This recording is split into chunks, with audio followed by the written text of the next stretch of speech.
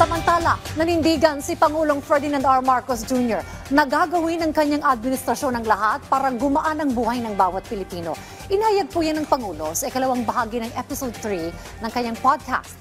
Ipinunto rin niya ang mga hakbang ng gobyerno para matugunan ang problema sa mahal na presyo ng bigas. Yan ang ulat ni Gav Villegas. Iginiit ng Pangulo na hindi niya ginagamit ang kanyang administrasyon para makakuha ng mataas na trust at approval rating, gaya ng paggamit ng proyekto ng gobyerno. Sa ikalawang bahagi ng Episode 3 ng BBM Podcast, sinabi ni Pangulong Ferdinand R. Marcos Jr. na ginagawa nila ang mga programa para mapagaan ang buhay ng mga Pilipino. All of these things are being done with because we have many big plans, malaking proyekto na ginagawa natin na it will take matagal pa yan, nasisimulan pa lang, matatagalan pa yan. Sinabi rin ni Pangulong Marcos na personal niyang pinupuntahan ang mga proyekto para ipaalam sa mga Pilipino ang ginagawa ng pamahalaan. Pagka meron kami nakitang ginagawa, yun ang ginagawa namin. It's not really to try and do anything. The other thing is that hindi sapat yung aming pagbalita sa tao kung ano yung mga bagong serbisyo na nalaan na. Kaya ngayon, sinasabi namin, and it's important na nandoon ako because when the President goes, it highlights whatever that is.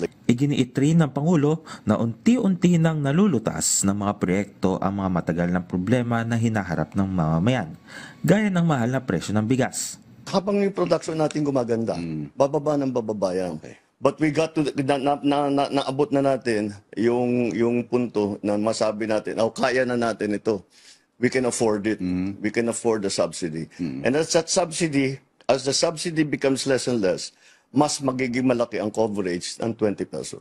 Tinanong rin ang Pangulo kung may pera pa ba ang bansa para matustusan ang mga ipinangako nito sa kanyang ika-4 na SONA.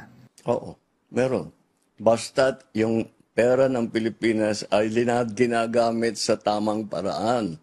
Yung perang nakalaan para sa para sa classroom, ginamit talaga sa classroom. Hindi nakalagay dun 2 classroom, ginawa lang 1 classroom. Binulsa na yung natira. Yung mga ganong klase. Pag talagang mahigpit tayo at tama ang gamit ng ating pondo, meron tayo. Ipinaliwanag naman ng Pangulo na patuloy ang paglago ng Social Security System matapos i-anunsyo ng SSS ang dagdag pensyon. Ito'y kahit maniningil ang ahensya ng dagdag kontribusyon. Kahapon nag-anunsyo ang SSS na magkakaroon ng dagdag sa pensyon. Ang sabi po ng SSS, it will not necessitate additional contributions, but it will slightly shorten the fund life of SSS. How will this work, sir? Well, that's fine. Because the SSS is growing anyway. Our population is growing. Our working population is growing. So yun ang bawi doon. It will continue to grow. In fact, in our estimation, SSS, in terms of its fund, is growing at such a rate that it will be bigger than GSIS soon.